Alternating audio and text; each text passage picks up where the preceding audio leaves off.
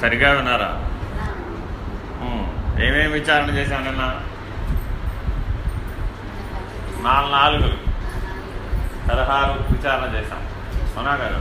ఏమిటా 4 అని 4గా ఉంటుంది వేదాంతం అంతా కూడా. ఎత్తికి వదిలేస్తే 4 అవుతావా 3 అవుతావా? 3ఏనా అయ్యేది? అంటే స్థూల భావంతో చెప్పినవి కావన్నమాట. అర్థమైందండి? మనకెన్ని ఇప్పుడు 4 పద్ధతులుగా చెప్పారనమాట. నేను చెప్పిన 4 ఎవరన్నా చెప్పండి, అప్పుడు ఇంకో 4 చెప్తా. మొట్టమొదటి ఏం చెప్పాను? ముందు వర్ణ చతుష్టయం, బ్రాహ్మణ క్షత్రియ వైశ్య శూద్ర అనేటటువంటిది గుణకర్మాలను బట్టే కానీ జన్మను బట్టి కాదు. తర్వాత దాని నుంచి ఏం చేయాలి? పురుష ప్రయత్నాలు. అంటే ఈ పురము, శరీరం అనే పురమునందు ఉన్నటువంటి పురుషుడు నేను. ఈ నేను ఏది చేసినా 4 పురుష ప్రయత్నాలలోకి వస్తుంది. ఏమిటవి? ధర్మ, అర్థ, కామ, మోక్షం. ఏదైనా చెయ్యి, ఏ పనైనా చెయ్యి, ఆ పని ఎందులోకి వచ్చేస్తుంది? ఈ 4 వస్తుంది. ధర్మార్థ కామ మోక్షములు అనే దాంట్లోకి వస్తుంది. అంతేగాని అర్ధకామాలని ధర్మ లక్ష్యంతో చేయాలి, ధర్మాన్ని మోక్ష లక్ష్యంతో చేయాలి. ఇది అందులోనూ రహస్యం. అర్థకామాలను ఏం చేయాలి? ధర్మ లక్ష్యంతో చేయాలి. ధర్మాచరణం దేంతో చేయాలట? మోక్ష లక్ష్యంతో చేయాలి. కాబట్టి ఆ పురుష ప్రయత్నాలు 4 మానవులు తప్పనిసరిగా ఆచరించాలి. ఇంకేం చేయాలి? వర్ణాశ్రమ ధర్మాలు 4 చూసాం, పురుష ప్రయత్నాలు 4 చూసాం. ఇంకా 2 4 చెప్పాయి. ఏమిటవి? ఇంకా చెప్పారు. ఈ 4 పురుష ప్రయత్నాలని 4 మార్గాలలో సాధిస్తాం. కర్మ, భక్తి, యోగ, జ్ఞాన మార్గాలు. ఈ 4 పురుష ప్రయత్నాలు సిద్ధించాలంటే మార్గం ఉండాలా వద్దా? ఆ మార్గాలు ఏంటి? కర్మ, భక్తి, యోగము, జ్ఞానం. చేయాలా వద్దా? చేస్తే మీకు ఒక 4 సంపదలు వస్తాయి అని చెప్పారు. ఈ 4 చేస్తే ఒక 4 సంపదలు వస్తాయి. ఏమిటా సంపదలు? సాధన చతుష్టయ సంపత్తి. ఏమిటది? నిత్యానిత్య వస్తు వివేకము, ఇహముత్రార్థ ఫలభోగ విరాగము, సమాధి శక్త సంపత్తి, ముముక్షత్వం. అర్థమైంది? ఆ 4 మార్గాలలో ఆచరిస్తే 4 సంపదలు కలుగుతాయి. ఏమిటవి? నిత్యానిత్య వస్తు వివేకము, ఇహముత్రార్థ ఫలభోగ విరాగము, సమాధి శక్త సంపత్తి, ముముక్షత్వం. అర్థమైంది? సరే, ఈ సంపదలు బహిరంగమా అంతరంగమా? సంపద అనేది బహిరంగమా అంతరంగమా? కానీ ఇప్పుడు మనం మాట్లాడుకున్న సంపదలో అంతర్ముఖంలో కలిగేవి. నిత్యానిత్య వస్తు వివేకం అనే సంపదని బహిరంగంలో చూపెట్టమంటే చూపెట్టగలవా? చూపెట్టలేము. వివేకాన్ని బహిరంగంగా ఎట్లా చూపెడదాం? ఇహముత్రార్థ ఫలభోగ విరాగం, వైరాగ్యం అనే సంపదని బహిరంగంలో ఎలా చూపెడదాం? అర్థమైందండి? సమాధి షట్క సంపత్తి అంటే ఏమిటి? శమము, దమము, ఉపరతి, దీక్ష, శ్రద్ధ, సమాధానము. ఈ 6 కూడా నీ ఆంతరిక పరిణామంలో వచ్చేవి. అవి కూడా బహిరంగంలో వచ్చేవి కావు, కనపడేవి కావు. ఆఖరిది ఏమిటి? ముముక్షత్వం. మరి దీన్ని ఎట్లా చూపెడదాం బహిరంగంలో? ఇది బహిరంగంలో కనపడేది కాదు. ఈ 4 నీ లోపల హృదయాన్ని పరిశుద్ధపరచడానికి, చిత్తశుద్ధి సాధించడానికి, మోక్ష అర్హత అధికారిత్వాన్ని సాధించడానికి ఈ 4 పనికొస్తాయి. అర్థమైందండి? వీటిని చాలా చక్కగా పరిశీలించాలన్నమాట.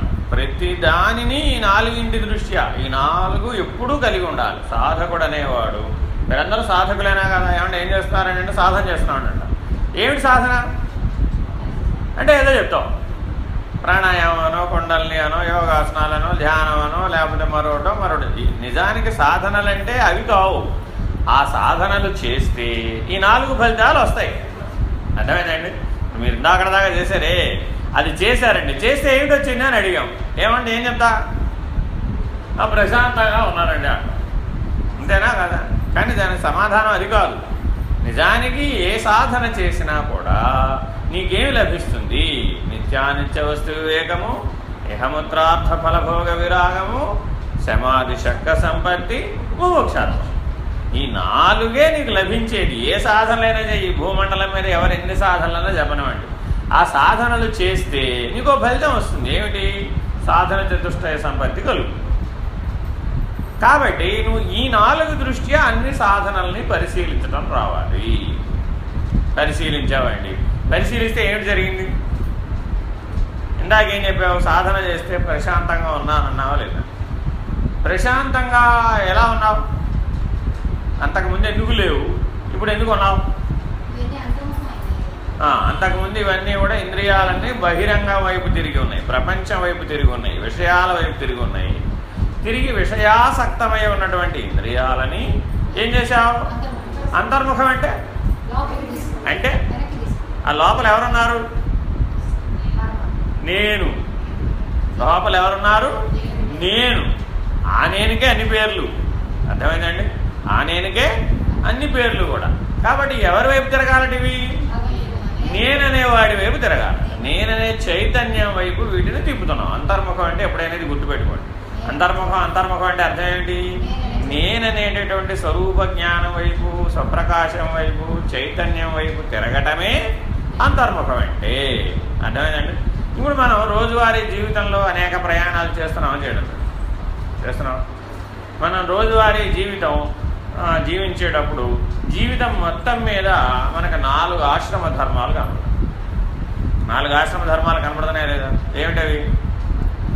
బ్రహ్మచర్యం, గృహస్థం, వానప్రస్థం, సన్యాసం. ఎప్పుడెప్పుడు చేయాలి అసలు ఇవి? మానవ జీవితంలో ఎప్పుడెప్పుడు చేయాలి?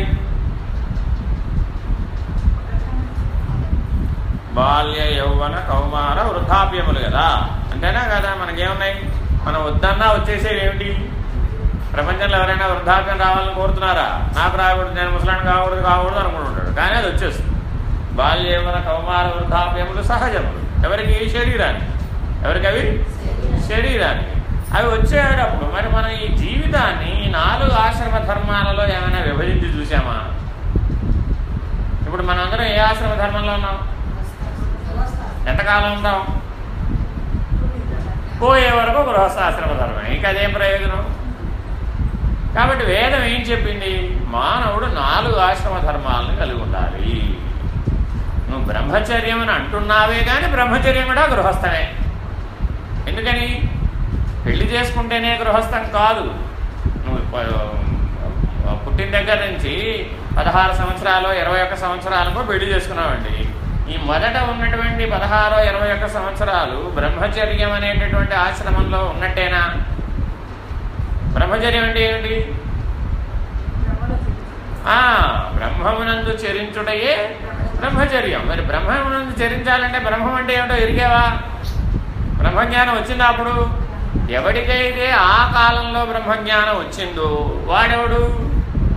బ్రహ్మజ్ఞాని. ఆ బ్రహ్మజ్ఞాని ఏం చేశాడట? ప్రాజాపత్య ధర్మ పోషణ నిమిత్తమై నిమిత్త మాత్రం గృహస్థాశ్రమంలోకి వచ్చాడు. ఆయన విషయాసక్తమై గృహస్థాశ్రమంలోకి రాలా. అర్థమైందా? బ్రహ్మజ్ఞానంతో ముందే బ్రహ్మజ్ఞానాన్ని సంపాదించి బ్రహ్మ విద్యను గ్రహించిన వాడై తాను బ్రహ్మస్వరూపుడై నిలబడి ఉండి ఆ నిలకడతోటి గృహస్థాశ్రమంలో వచ్చాడు.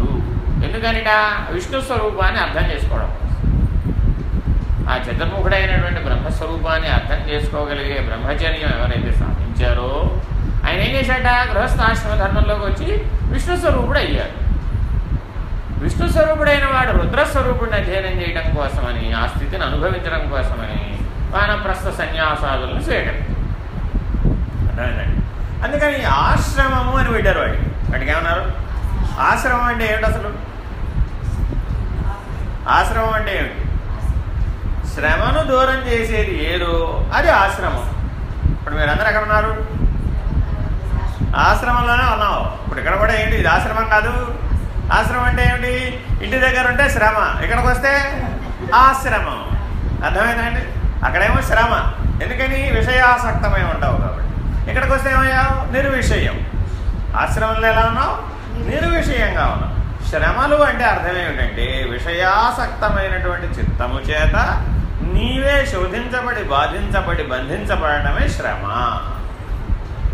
దాని నుంచి నిన్ను దూరం చేసేది ఏది? ఆశ్రమం. కాబట్టి గృహస్థాశ్రమం అంటే తక్కువదైనా కాదు. గృహస్థాశ్రమం అంటే పెళ్లి చేసుకుంటే భార్యాభర్తలు చేసేటటువంటి సంసారమో కాపురమో గృహస్థాశ్రమంగా చెప్పల. సర్వధర్మాలకు నిలయమైనటువంటిది గృహస్థాశ్రమం.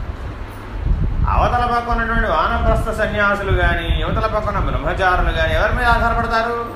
గృహస్థ మీదే ఆధారపడతారు. మరి అంతమందికి పోషణ చేసేవాడు ఈ గృహస్థే, వాళ్ళందరికీ కూడా ఆధారంగా నిలబడేవాడు ఈ గృహస్థే.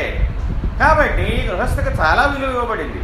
పైగా జీవితంలో ఈ గృహస్థాశ్రమం యొక్క పాత్ర ఎంతో విశిష్టమైనటువంటి ఏమిటట? రుణత్రయాన్ని తీర్చడానికి ఈ గృహస్థాశ్రమమే ఆధారభూతమైనటువంటిది. ఏమిటా రుణత్రయం? దైవ రుణం, ఋషి రుణం, శాస్త్ర రుణం, పితృ రుణం. ఈ 4 అర్థమైందండి. దైవ రుణం, ఋషి రుణం, శాస్త్ర రుణం, రెండు ఒకటే. ఋషి రుణం అన్నా శాస్త్ర రుణం అన్నా. పితృ రుణం అర్థమైందండి. దైవ రుణం, ఋషి రుణం, పితృ రుణం. ఈ రుణత్రయాన్ని తీర్చడానికి అవసరమైనది ఏ ఆశ్రమం అంటే గృహస్థాశ్రమ ధర్మం. కాబట్టి రుణత్రయాన్ని తీర్చేటటువంటి గృహస్థాశ్రమ ధర్మాన్ని చక్కగా పోషించి పాలించినటువంటి వాడికి ఒక పరిపక్వత వచ్చిందట. ఏమిటా పరిపక్వత?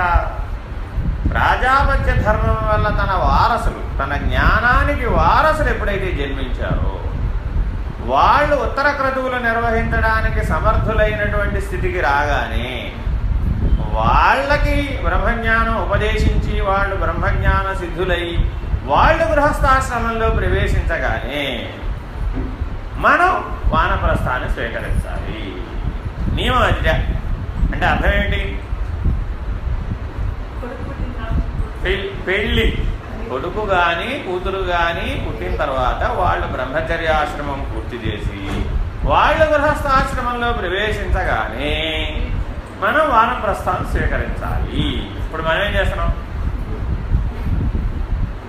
ఈ వానప్రస్థాశ్రమాన్ని ఎత్తేసాం. ఎందుకని? వనాలన్నీ కొట్టేవదలు పారేసాం. చెట్లు చేమలు ఉంటాయి మనకు పనికిరాదని కొట్టేవదలు పారేసి ఇల్లు కట్టిపెట్టేసాం. అసలు వనాలేమిటి అంటున్నాం. పైగా అంటే వానప్రస్థం అంటే వనాలకు ప్రస్థానం చేయడం అనేది వాచ్యార్థం. అంటే దాని అర్థం ఏమిటి? నీవు కేవలం ముముక్షువై జీవించాలి. వానప్రస్థం అంటే అర్థం ఏమిటి? మోక్షమే నా లక్ష్యం అని ఎవడైతే జీవిస్తాడో వాడెవడు? వానప్రస్థం. ఏ ఆశ్రమ ధర్మంలో ఉన్నప్పుడు వానప్రస్థం. కాబట్టి అప్పుడు వాడు మిగిలినటువంటి ప్రాపంచిక సంబంధమైనటువంటి అంశాలలో తలదూర్చకూడదు అన్నమాట. మనం ఏం చేస్తున్నాం? అప్పుడు కోడల పాలు కాచిందా లేదా, కోడల కూర తరిగిందా లేదా, పిల్లాడు సరిగ్గా జీతం ఇంటికి తెచ్చాడా లేదా. పెళ్ళైపోయిన తర్వాత కూడా ఏం చేశాం? వాళ్ళందరి బరువు బాధ్యతల్ని మానసికంగా నువ్వే మోస్తాం. అప్పుడేమయ్యావు? నిర్విషయం మనహ పోయింది. గృహస్థాశ్రమమే చెడిపోయింది. గృహస్థాశ్రమమే చెడిపోయినాక వానప్రస్థాశ్రమానికి వెళ్ళగలుగుతావా? వెళ్ళలేవుగా. కాబట్టి మనం ఏం చేయాలట? ఉత్తమమైనటువంటి ఆచరణను స్వీకరించి నీ వారసులు, నీ ఔరసపుత్రులు, వాళ్ళు ఎవరు? ఔరసపుత్రులు అంటే వాళ్ళు. ఔరసులు అంటే ఎవరు? జ్ఞానానికి వారసు వాళ్ళు ఔరసులు అంటే అర్థం. ఔరసులు అంటే బ్రహ్మపుత్రులు అని, బ్రహ్మమానస పుత్రులు అని అర్థం. నీవు బ్రహ్మజ్ఞానాన్ని సాధించి నీ తర్వాత వచ్చినటువంటి వారసులకి ఆ బ్రహ్మజ్ఞానాన్ని అందించి ఆ బ్రహ్మజ్ఞానం ద్వారా వాళ్ళని ప్రాజాపత్య ధర్మ ప్రతిష్టాపనకై గృహస్థాశ్రమంలో నీవే ప్రవేశింపజేసి నువ్వేం చేయాలట? వనాలకు ప్రస్థానం చేయాలి. ఏకాంతవాసము, దాన్ని ఏమన్నారు?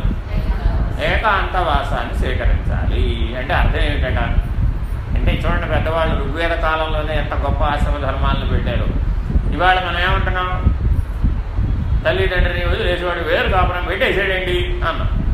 వాడు వేరు కాపురం పెట్టేదాకా నిన్నెవడు చూడమన్నాడు? అసలు నీకుండాలిగా వివేకం. జీవితానుభవం ఎవరికి? నీకేనా ఉంది? కాబట్టి జీవిత మోక్ష లక్ష్యం దృష్ట్యా జీవితాన్ని సాగించవలసిన అవసరం ఎవరికి ఉంది?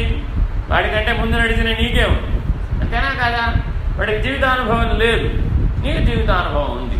తద్వారా నీ అనుభవ జ్ఞానంతో నువ్వేం చేయాలట? నీవే వాళ్ళకి క్షేమకరమైన ఏర్పాటు చూసి నీవు కూడా ఏం చేయాలి? ఎక్కడ నీవు వానప్రస్థాశ్రమాన్ని గడిపితే నీకు క్షేమకరమో, మోక్ష లక్ష్యాన్ని అందుకునేటటువంటి ఆ మోక్షగామివై జీవించేటటువంటి జీవనం అనగూడుతుందో అటువంటి ఆశ్రమ వాసాన్ని నువ్వు ఎంపిక చేసుకోవాలి. ఇది వానప్రస్థాశ్రమం. 4వది ఏంటి? ఎక్కడైతే నీవు మోక్షగామివై జీవించడానికి అనుకూలమైనటువంటి వాతావరణం ఉంటుందో అలాంటి చోట నువ్వు ఆశ్రమవాసం చెయ్యాలి. వానప్రస్థాశ్రమం అంటే అర్థం అది ఎక్కడైనా కావచ్చు. మళ్ళా సంసారంలోకి చేరితే ఏమైపోయావు, మళ్ళీ వెనక్కి వచ్చేసావు. పాతపడిన ఆశ్రమంలోనే ఎంతసేపు తిన్నా అదే పాల చింతకాయ పచ్చడే కదా, దాని పులుపు ఏమైనా విరిగిందా పెట్టిందా, ఏం మారలేదుగా. అర్థమైందా? కాబట్టి ఎప్పటికప్పుడు నువ్వేం గ్రహించాలట, మోక్షగామివై నువ్వు జీవించడానికి అనుకూలమైనటువంటి వాతావరణం ఏర్పాటు చేసుకోవాలి. ఆ రకమైనటువంటి వ్యవహారానికి భంగం కలగకుండా ఉండేటటువంటి లక్షణాలను నువ్వు ఏర్పాటు చేసుకోవాలి. నిరంతరాయంగా నువ్వు ముముక్షువుగా జీవించేటటువంటి సాధన చతుష్టయ సంపత్తితో ముముక్షువై జీవించేటటువంటి జీవన విభాగాన్ని ప్రారంభించాలి. ఇది వానప్రస్థాశ్రమం యొక్క లక్ష్యం. ఆ శాస్త్రాధ్యయనం కానీ, ఆ సత్సంగం కానీ, ఆ సాధు ఆశ్రయం కానీ, ఇంకా సత్కర్మాచరణ కానీ, వీటితో నీ జీవితాన్ని గడిపేటటువంటి లక్షణాలు ఎంపిక చేసుకోవాలి. అంతేగాని నేను 100 ఏళ్ళు వచ్చే వరకు కూడా డబ్బే సంపాదనగా జీవిస్తానని అన్నావు, ఏం చేసుకుంటావు? ప్రయోజనశీలం కాదు కదా. ఏ సంపద నీ హృదయ పరిపక్వతని సాధించి పెడుతుందో ఆ సంపదని సంపాదించే పనిలో నువ్వు ఉండాలి. ఇది వానప్రస్థాశ్రమంలో ఉన్న విశేషం. మహనీయులందరూ పూర్వకాలం నుంచి అందరూ వీటిని ఆచరించారు. చక్కగా ఆచరించి వానప్రస్థాశ్రమం నుంచి ఏమయ్యారు? సన్యాసాశ్రమం. 4వ ఆశ్రమ ధర్మం సన్యాసాశ్రమ ధర్మం.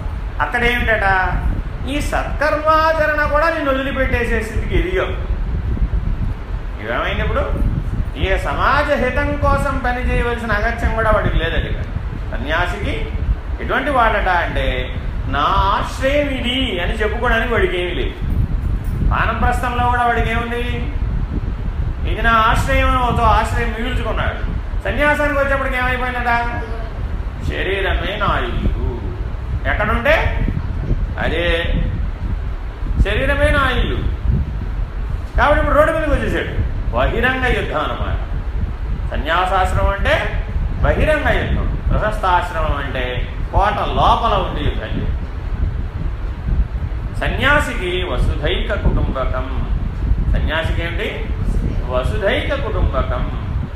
జీవరాశులన్నీ ఈశ్వర స్వరూపాలే. సన్యాస లక్షణాలు ఎలా అన్నాడు? జీవరాశులన్నీ ఈశ్వర స్వరూపాలే, భిన్నంగా లేవు. ఇలాంటి ఆంతరిక సన్యాస స్థితిలోకి మార్పు చెందాలి. ఈ స్థితిలో నిలకడ కలిగి ఉండాలి. ఈ స్థితిలో నిలకడ కలిగి ఉంటే నీ అంతర్ముఖ ప్రయాణంలో ఇంకా 4 ఉన్నవన్నీ నీకు అనుభూతం అవుతాయి.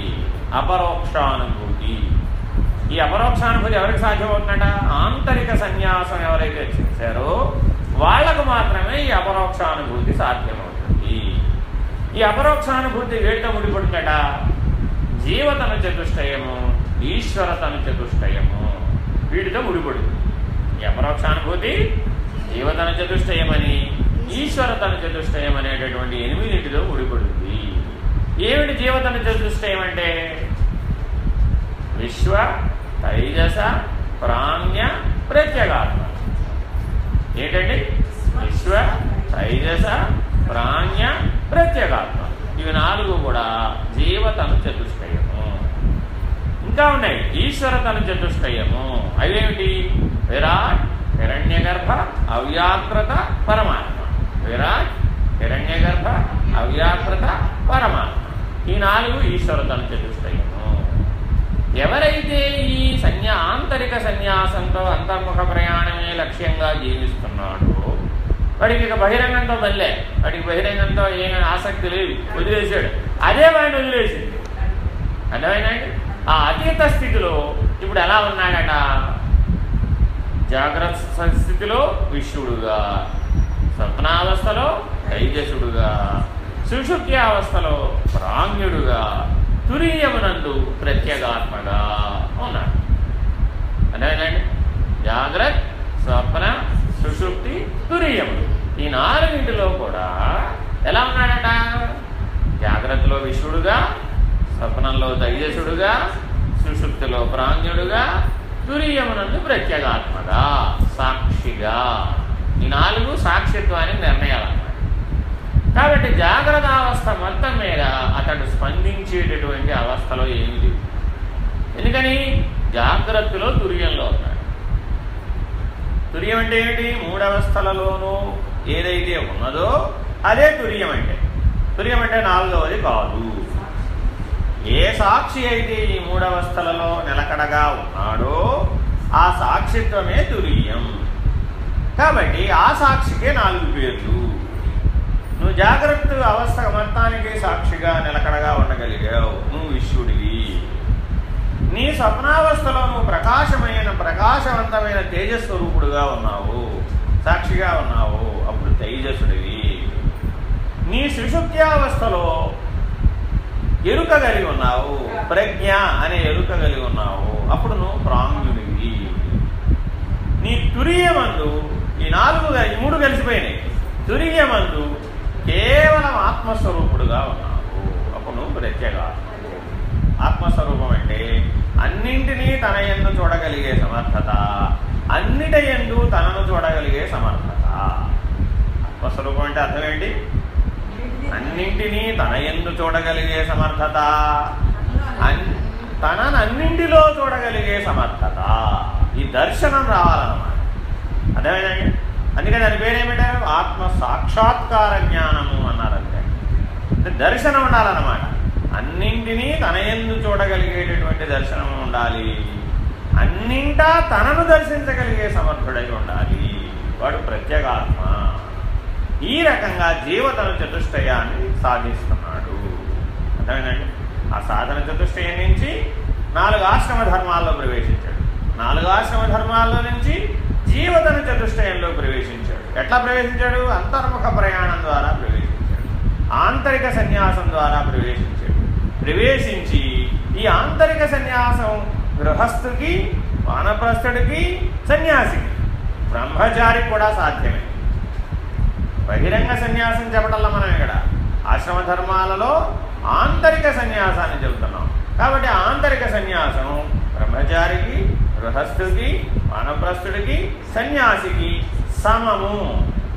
ఈ ఆంతరిక సన్యాసం ఎవరైనా చేయవచ్చు. కాబట్టి ఈ ఆంతరిక సన్యాసం చేసినటువంటి వాడు ఏ ఆశ్రమ ధర్మంలో ఉన్నప్పటికీ కూడా వాడు అత్యాశ్రమి అవుతున్నాడు. వాడు ఏమవుతున్నాడు? అత్యాశ్రమి, ఆత్మనిష్ఠుడు అవుతున్నాడు. ఎప్పుడైతే నువ్వు ఆత్మనిష్ఠుడు అయ్యావో అప్పుడు నువ్వేమయ్యావు? అత్యాశ్రమి అనేటటువంటి 5వ స్థితిలోకి, అతీత స్థితిలోకి మార్పు చెందుతున్నావు. ఇప్పుడేమయ్యావు? సర్వత్రా సర్వత్రా అంతటా ఉన్నటువంటి నిన్నే నువ్వు చూస్తూ ఉన్నావు, అన్నింటినీ నీలో చూస్తూ ఉన్నావు. ఈ స్థితి అన్న నిలకడ కలిగి ఉన్నటువంటి వాడు, ఈ తురీయ స్థితి అన్న నిలకడ కలిగినటువంటి వాడు ఈశ్వరతని చతుష్టయంలో ప్రవేశించాడు. తురీయ స్థితి రాకుండా ఈశ్వరతని చతుష్టయంలోకి ప్రవేశించలేవు. ఆ దర్శనం రాదు. ఈశ్వరతని చతుష్టయానికి సంబంధించిన 4 ఏమిటి? విరాట్, హిరణ్యగర్భ, అవ్యాకృత, పరమాత్మలు. ఈ 4 ఏమిటో విచారణ చేసుకుంటాం.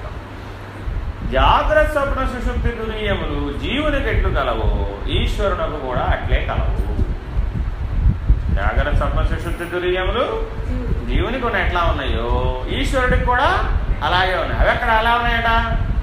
సృష్టి, స్థితి, లయ, విస్తీర్ణ, ఆకర్షణ. 5 క్రియలు ఉన్నాయట అక్కడ. అక్కడ ఏమున్నాయండి? సృష్టి, స్థితి, లయ, విస్తీర్ణ, ఆకర్షణ. ఇందాక ఇక్కడ కూడా చెప్పాగా. అర్థమైందా? బ్రహ్మచర్య, గృహస్థ, వానప్రస్థ, సన్యాస, అత్యాశ్రమి. 5వ సంఘం చెప్పామో లేదా? అట్లాగే అక్కడ కూడా ఏం చెప్తున్నాము? సృష్టి, స్థితి, లయ, విస్తీర్ణ, ఆకర్షణ లేక అనుగ్రహ. 2 ఒకటే. సరే, ఈ పంచక్రియలని చేయాలి అంటే నీవు బ్రహ్మవై ఉండాలి. ఆత్మనిష్ఠుడి నుంచి ఇప్పుడు ఎక్కడికి ఎదిగాడు? బ్రహ్మనిష్ఠుడుగా ఎదిగాడు. ఆ బ్రహ్మనిష్ఠుడు అవ్వాలంటే నువ్వేం ఆశ్రయించాలంటే ఇప్పుడు 4 మహావాక్యాలని ఆశ్రయిస్తే తప్ప అది సాధ్యపడటం లేదు.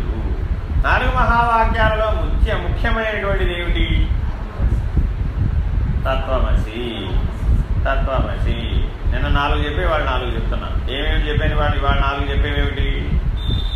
4 ఆశ్రమ ధర్మాలు చెప్పాను, జీవతను చతుష్టయం 4 చెప్పాను, ఈశ్వరతన చతుష్టయం చెప్పాను, 4 మహావాక్యాలు చెప్తాను. 4×4 = 16. నిన్న 4×16 చెప్పాను, ఇవాళ 4×16 చెప్తాను.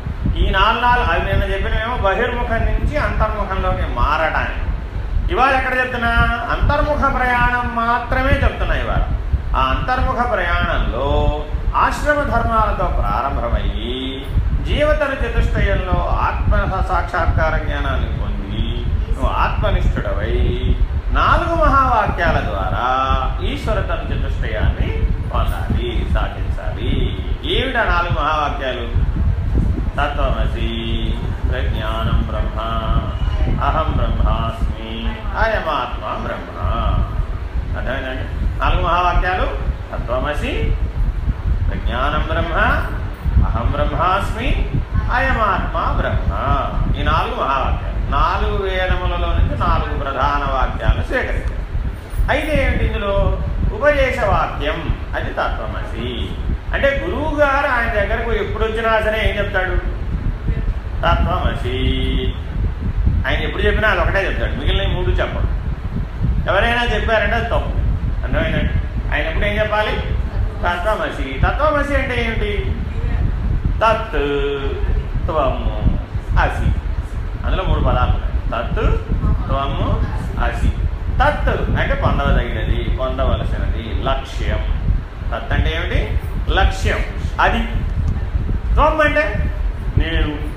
త్వం అంటే నేను. అసి అయ్యే ఉన్నావు. కరెక్టే. కానీ మరి ఎక్కడి నుంచి ఎక్కడ దాకా చెబుతాం ఈ తత్వమసిని? నేను ఎక్కడున్నానో చూసుకో మొట్టమొదట. నేను దేనితో ముడిపడిందో మొట్టమొదట కనుక నీకు తెలిస్తే, నువ్వు దేనితో బంధించబడున్నావో, దేనితో బాధించబడుతున్నావో, ఏ స్థితిలో నీ ప్రతిస్పందనలు ఉన్నాయో స్పష్టంగా కనుక నువ్వు చూసుకున్నట్లయితే అప్పుడు కానీ ఈ త్వం యొక్క స్థానం తేలితే తప్ప తత్ యొక్క స్థానం తేలదు. అంటే అర్థం ఏమిటి? నేను శరీరంతో ఉన్నానండి, శరీరగతమైనటువంటి తాదాత్మ్యత కలిగి ఉన్నాను. శరీరానికి ఏమైనా అయితే నాకే అయినట్టుగా బాధపడుతున్నాను, స్పందిస్తున్నాను. అవునా కదా? శరీరానికి నొప్పులు వచ్చినాయి, అమ్మో నాకే వచ్చేసాయి బాబు అనుకున్నావా లేదా? కాబట్టి అప్పుడు శరీరమే నీవు అయినప్పుడు త్వం నువ్వు కదా. అప్పుడు తత్ ఏమిటి? ప్రాణము. ప్రాణము తత్. నువ్వు త్వం అయితే, శరీరం త్వం అయితే ప్రాణము తత్. అదే నువ్వు ప్రాణాన్ని స్వాధీనం చేసుకున్నావు, అప్పుడు నీకేం ఇబ్బంది రాలా. శరీరం నుంచి విడిపోయావు. విడిపోయినటువంటి స్థితిలో త్వం ఏమైంది? ఇప్పుడు ప్రాణస్థితిలో ఉందన్నమాట. త్వం ప్రాణమైతే తత్ ఏమైంది? మనస్సు. త్వం ప్రాణమైతే తత్ మనస్సు. సరే, ప్రాణ స్వాధీనం తర్వాత మనస్సును కూడా స్వాధీనం చేసుకున్నాం. మనస్సు కూడా స్వాధీనపడిపోయినప్పుడు అప్పుడు త్వం ఏమైంది? త్వం మనస్సు. తత్ ఏమైనప్పుడు? బుద్ధి. ఒక్కొక్క మెట్టు పైకి అన్నమాట. త్వం కిందది, తత్ పైకి. సరే, త్వం ఆత్మస్వరూపం. అప్పుడే తత్ ఏమవ్వాలి? ఇందాక ప్రత్యేగాత్మ దాకా వచ్చాం కదా, అట్లాగా విశ్వ తైజస ప్రాంగ్య ప్రత్యేగాత్మ దాకా వచ్చాం కదా. ఆ ప్రత్యేగాత్మగా త్వం ఉంది. ఇప్పుడు ఏం చేయాలి? తత్ బ్రహ్మము. త్వం ప్రత్యేగాత్మ అయితే తత్ బ్రహ్మము. అర్థమైందండి? కాబట్టి అదే త్వం బ్రహ్మం అన్నాం అనుకోండి, అప్పుడేమండి? తత్ పరమాత్మ, పరబ్రహ్మ. ఎప్పటికప్పుడు దాని అవతల్లి, ఎప్పటికప్పుడు దాని అవతల్లి, ఎప్పటికప్పుడు దాని అవతల్లి. దీనికి ఒక సూత్రం ఉంది. నేనేమంటారంటే తత్పరంచావలోకయ్యే. నేనేమంటానండి?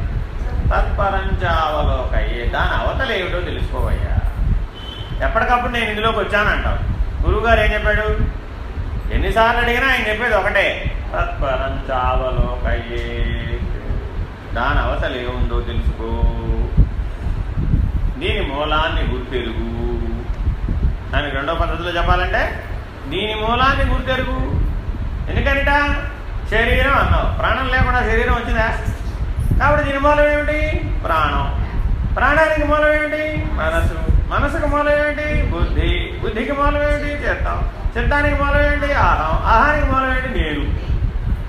నేను ఆత్మ, నేను జ్ఞాత, నేను చైతన్యం, నేను సాక్షి, నేను ప్రకాశం. ఆ నేనుకి అన్ని లక్షణాలు. నేను ఆత్మ అన్నావు. ఇప్పుడేమైంది? ఆ ఆత్మస్వరూపానికి మూలమేది? బ్రహ్మము. ఆ బ్రహ్మమునకు మూలమేది? పరమాత్మ లేక పరబ్రహ్మ. కాబట్టి ఎప్పటికప్పుడు ఏం చేయాలట? తత్పరంచావలోకై, దాని అవతలు ఏముందో తెలుసుకో, దాని మూలం ఏదో తెలుసుకో అని చెప్తూ ఉంటారు. కాబట్టి తత్వమసి మహావాక్యార్థాన్ని చాలా చక్కగా పరిశీలించి నిజ జీవితంలో దర్శన సిద్ధిగా పొందవలసినటువంటి అవసరం. ఇలా ఎవరైతే పొందారో వాళ్ళకేం కలిగింది? సాక్షాత్కారం కలిగిందా లేదా?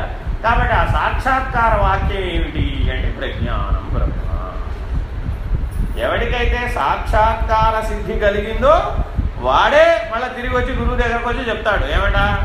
ప్రజ్ఞానం బ్రహ్మ. ఏమిటి ప్రజ్ఞానం బ్రహ్మ అంటే? మనుష్యాస్య గవాదిషు అంటాడు. అంటే అర్థం ఏంటి? పిపీలికాది బ్రహ్మ పర్యంతము అంటే అమీబా నుంచి బ్రహ్మ దాకా స్థావర జంగమాత్మకమైన సృష్టి అంతా నాకంతా ప్రజ్ఞానముగానే కనపడుతున్నది, నాకంతా బ్రహ్మముగానే తోచుతున్నది, నేను అలా చూస్తున్నాను అని ఆయన సాక్షాత్కార స్థితి గురించి వచ్చి చెప్పారు. కాబట్టి ప్రజ్ఞానం బ్రహ్మ ఏమిటి? సాక్షాత్కార వాక్యం. అర్థమైందండి? ఓహో అలాగా అని మళ్ళీ ఏం చెప్పాడు? మళ్ళా తత్వమసే చెప్పాడు. నేను వచ్చి ప్రజ్ఞానం బ్రహ్మ అని చెప్తే ఆయన ఏమన్నాడు? మళ్ళా తత్వమసి మహావాక్యం గురించి చెప్పి పంపించాడు. అదేంటండి అంటే గురువు గారు ఎప్పుడు తత్వమసి మహావాక్యమే బోధిస్తారు. ఆయన ప్రజ్ఞానం బ్రహ్మని తెలుసుకున్నావా? తెలుసుకున్నావు కదా, ఇప్పుడేం చేయాలి? తత్పరంచావలోకయే, దాని అవతలేమో తెలుసుకో, దాని మూలమేదో తెలుసుకో అని మరలా బోధించాడు. మరలా బోధిస్తే ఈయన ఏం చేశాడు? మళ్ళీ వెళ్ళాడు. ఈసారి ఏమైంది? ప్రజ్ఞాన స్థితిలో ఉన్నాడు కదా, ప్రజ్ఞా స్థితిలో ఉండడం చేత ఆయనకి ఏం కలిగిందట? అరే అమీబా నుంచి మన బ్రహ్మము వరకు ఉన్నది ఒకే బ్రహ్మమైనప్పుడు నేనెవరిని? నేను బ్రహ్మమే కదా అని నిలకడ చెందాడు. ఆ నిలకడ చెంది వచ్చాడు. అహం బ్రహ్మాస్మి అని చెప్పు. ఈసారి ప్రజ్ఞానం బ్రహ్మ అని చెప్పలా. ఈసారి అమీబా నుంచి బ్రహ్మం వరకు ఉన్న ప్రపంచం గురించి అంతా మాట్లాడాల, స్థావర జంగమాత్మకమైన సృష్టి గురించి అంతా మాట్లాడాల, తన గురించే మాట్లాడాడు. ఏమిటట? అయ్యా మీరు, నేను మిమ్మల్ని కూడా చూశాను బ్రహ్మముగా, నన్ను కూడా చూసుకున్నా బ్రహ్మముగా, కాబట్టి నేనెవరిని? అహం బ్రహ్మాస్మి అని అనుభవవాక్యం చెప్పాడు. ఇదే వాక్యం అనుభవ వాక్యం, అదేమో సాక్షాత్కార వాక్యం, ఇదేమో అనుభవ వాక్యం. సరే మళ్ళీ ఏం చెప్పాడు గురువుగారు? మళ్ళా తత్వమసి మహావాక్యాన్ని మరలా బోధించాడు. బోధించి ఏం చెప్పే అప్పుడు మళ్ళీ వెళ్ళిపోయాడు శిష్యుడు వెళ్ళిపోయి ఈసారి మళ్ళీ వచ్చాడు. ఈసారి ఏమన్నాడు? అయమాత్మా బ్రహ్మ అని 4వ వాక్యాన్ని నిర్ణయ వాక్యం చెప్పాడు. మూడవ అదేంటది? నిర్ణయ వాక్యం. అయమాత్మా బ్రహ్మం అనేది ఏమిటి? నిర్ణయ. అంటే అర్థం ఏంటి?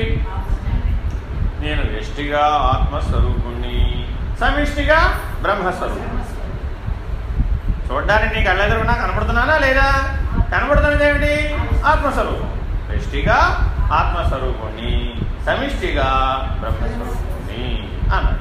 మళ్ళీ ఏం చేశాడు? ఈసారి తత్వమసి మహావాక్యార్థం చెప్పలే, అవాంతర వాక్యం చెప్తారు అన్నమాట. ఈసారి ఏం చెప్తారు? అవాంతర వాక్యం. అదేంటి?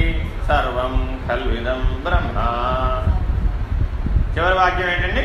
సర్వం ఖల్విదం బ్రహ్మ. అది 5వది అనమాట, అది ఆఖరిది. సర్వం ఖల్విదం బ్రహ్మ తర్వాత ఇంకా చెప్పేది ఏముండదు. ఎందుకని? శూన్యం నుంచి సర్వం దాకా, సర్వం నుంచి శూన్యం దాకా ఈ మొత్తం తెలిస్తేనే సర్వం అవుతుంది. సర్వం అంటే అర్థం ఏంటి? శూన్యము నుంచి సర్వము వరకు, సర్వము నుంచి శూన్యము వరకు ఈ 2 పక్షాలలో తెలిసిన వాడెవడు? వాడే సర్వం ఖల్విదం బ్రహ్మ. ఇది పరబ్రహ్మ నిర్ణయ వాక్యం, ఇది పరబ్రహ్మ సూచక వాక్యం. ఇదే సూచక వాక్యం, ఇదే నిర్ణయ వాక్యం కూడా. అర్థమైందండి? అందుకని ఈ సర్వం ఖల్విదం బ్రహ్మము అనేటువంటి పరమాత్మ పరబ్రహ్మ నిర్ణయ వాక్యాన్ని పొందేడు. అర్థమైందండి? ఈ రకంగా 4 మహావాక్యాల యొక్క దర్శన సిద్ధిని, అనుభవ ప్రమాణాన్ని, నిర్ణయ ప్రమాణాన్ని ఎవరైతే సాధించారో వాళ్ళు ఏం పొందారంటే ఇప్పుడు ఈశ్వరతను చతుష్టయ సిద్ధిని పొందారు. ఆ ఈశ్వరతను చతుష్టయం ఏమిటో వాడి కర్తలామలకంగా అర్థమైంది. ఏమిటా ఈశ్వరతను చతుష్టయం? విరాట్, హిరణ్యగర్భ, అవ్యాకృత పరమ. విరాట్ హిరణ్యగర్భ అవ్యాకృత పరమ. విరాట్ అంటే ఏంటి? ప్రజ్ఞానం బ్రహ్మ. విరాట్ అంటే ఏంటి? ప్రజ్ఞానం బ్రహ్మ. సమస్తమైనటువంటి సృష్టి అంతా ప్రజ్ఞానంగా కనపడుతుంది, బ్రహ్మముగా కనపడుతుంది. విరాట్ కనపడుతున్నది అంతా విరాటే, ఒకటే, అనేకత్వం లేదుగా, ఉన్నది ఒక్కటే, అది బ్రహ్మమే, అది విరాట్. ఈ ప్రత్యేగాత్మ ఆ విరాట్ ఒకటే. ఈ ప్రత్యేగాత్మ ఆ విరాట్ ఒకటే. ఈ అనుభవ స్థితిని సాధించావు. అప్పుడేమయ్యాడు? ఈ మొత్తం ఒక పెద్ద ప్రకాశవంతమైన గోళమైంది, ప్రకాశవంతమైన బిందువుగా మారింది. ఎంత ప్రకాశవంతమైన బిందువు అయిపోయింది? నవగ్రహాలు ఒక బిందువుగా కలిసిపోయినాయి. సూర్యుడితో సహా, నవగ్రహాలతో సహా అన్నీ కలిపి ఒక బిందువుగా మారిపోయింది, ఒక ప్రకాశ బిందువుగా కనపడుతుంది. అదేమిటి? హిరణ్య గర్భం. ఆ ఒక్క ప్రకాశ బిందువే కనపడుతుంది వాడికి, ఇంకా దర్శనంలో ఇంకేం కనపడలేదు. నవగ్రహాలు లేవు, సూర్యుడు లేడు, భూమి లేదు, భూమి మీద 84 లక్షల జీవరాశులు లేవు, స్థావర జంగమాత్మకమైన సృష్టి లేదు, అంతటా వ్యాపించి ఉన్నది ఒక హిరణ్మయ ప్రకాశమే. ఆ హిరణ్మయమే, ఆ హిరణ్య గర్భుడే అంతటా ఉన్నది, వాడే బ్రహ్మం. ఇదేమిటి?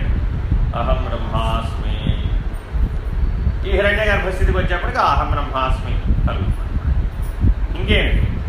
మూడోదేమిటి? అవ్యాకృత. అవ్యాకృతుడు అంటే ఏంటి? అసలు ఆకారమే లేనివాడయ్యా. ఇది ప్రకాశమేం చెప్పడానికి, ఇది చీకటని చెప్పడానికి కూడా లేనటువంటి వాడు. ఇప్పుడు ఆ హిరణ్మయ స్థితి కూడా పోయి, ఇప్పుడేమైంది? తత్పరం జావలోకయ్యేది కదా, దాని అవతల విశ్వస్థితికి వెళ్ళి చూశారట. విశ్వస్థితికి వెళ్ళి చూసేటప్పటికి ఇదంతా ఏమైపోయింది? ఒక చిన్న బిందువుగా కాదు. ఇలాంటి బిందువులు అనేక కోట్లు ఉన్నాయండి. ఇలాంటి బిందువులు విశ్వంలో అనేక కోట్లు ఉన్నాయి. మరి వాటితో పోలిస్తే ఇది పెద్దగా లెక్కలోకి రాలేదట. ఈ బ్రహ్మాండం లెక్కలోకి రాలా. విశ్వాండంతో పోల్చినప్పుడు ఆ అవ్యాకృత స్థితి నుంచి చూశాడు. ఇక్కడేమిటి? ఇక్కడేమి లేదు. అక్కడంతా ఏదో గొప్ప గొప్ప బ్రహ్మం అంటే గొప్ప గొప్ప అంటున్నాను, కానీ ఆ బ్రహ్మం కాస్తే ఇక్కడికి వచ్చేప్పటికి ఏమైపోయాడు? ఏమి లేదు, లేనివాడు అయిపోయాడు. ఈ అవ్యాకృత స్థితిలో ఆ బ్రహ్మమే లేనివాడుగా గోచరించడం మనకు. ఏ బ్రహ్మాండ సృష్టికి అధిష్టానంగా బ్రహ్మము నిలబడ్డాడు, ఏ హిరణ్య గర్భుడి నుంచి అయితే సర్వ సృష్టి ఆవిర్భావ తిరోధానాలు పొందుతుందో ఆ సృష్టి అంతా కూడా విశ్వదర్శన స్థితిలో లేకుండా ఆ అనంత విశ్వాన్ని దర్శించేటప్పటికి ఏమైపోయింది? ఇక్కడ ఉన్నదంతా అక్కడ లేదు, ఇదంతా లేనిది అయిపోయింది. తత్పరంచావలోకయే చూశాడు. ఆ సాక్షాత్కారాన్ని పొందాడు. అక్కడేమాడాడు? అవ్యాకృతుడు. అనేక కోటి బ్రహ్మాండ జనని అంటున్నావు లేదా? లలితా సహస్రనామం అంటున్నావు లేదా? అనేక కోటి బ్రహ్మాండ జనని. ఆవిడ విశ్వానికి తల్లి, మూలా ప్రకృతి. ఆవిడ పేరేంటి? మూలా ప్రకృతి. మూలా ప్రకృతి రవ్యక్త వ్యక్త వ్యక్త స్వరూపిణి అంటున్నావు. అక్కడ ఏ దేని గురించి చెప్తున్నాడో తెలియదు కాబట్టి ఆ మూలా ప్రకృతి అంటే విశ్వజనని ఆవిడ. ఆ విశ్వంలో అనేక కోట్ల బ్రహ్మాండాలు వస్తున్నాయి, పోతున్నాయి. అనేక మంది హిరణ్య గర్భులు పుడుతున్నారు, పోతున్నారు. అనేక మంది బ్రహ్మలు పుడుతున్నారు, పోతున్నారు. కాబట్టి ఆ వ్యాకృత స్థితి నుంచి చూశాడు. చూసేటప్పటికి ఏమైపోయింది? ఇప్పటివరకు చెప్పినటువంటి ప్రజ్ఞానం బ్రహ్మ పోయింది, అహం బ్రహ్మాస్మి పోయింది, నేను బ్రహ్మం అనేది పోయింది. పోయి చివరికి ఏమైపోయాడు? తత్వమసి మహావాక్యార్థమైనటువంటి పరమాత్మ యొక్క నిర్ణయ స్థితిలో చేరు. ఆ అనంత విశ్వము కూడా దేశము, కాలము, కలన అనే మూడింటితో ముడిపడుతుంది. అనంత విశ్వము కూడా దేశము, కాలము, కలన అనే వాటితో ముడిపడుతుంది. ఒక బ్రహ్మాండము ఒక హిరణ్య గర్భస్థితి వరకు లెక్కేస్తే నాదము, బిందువు, కళ దేంతో ముడిపడింది? నాదము, బిందువు, కళ. ఈ మూడింటితో వియోజనాలు జరిగేదంతా ఒక బ్రహ్మాండ స్థితి. అదే ఒక విశ్వం అయితే దేశము, కాలము, కలన వీటితో జరుగుతూ ఉంటుంది విశ్వస్థితిలో. ఈ పరబ్రహ్మ స్థితిలో, పరమాత్మ స్థితిలో ఏమయ్యాడట? నేను బ్రహ్మమని ఎరుగని కోరుకుంది. నాలుగవది అయినటువంటి పరమాత్మ పరబ్రహ్మ స్థితిలో నేను అయమాత్మ బ్రహ్మ అనే అవ్యాకృత స్థితిలో నుంచి ఆ చివరిదైనటువంటి పరబ్రహ్మ నిర్ణయానికి చేరు. అక్కడ ఈ బ్రహ్మం లేదు. ఒక పరిమితికి సంబంధించిన, ఒక బ్రహ్మాండానికి సంబంధించినటువంటి పరిమితుల ద్వారా లేడనమాట. అర్థమైందండి?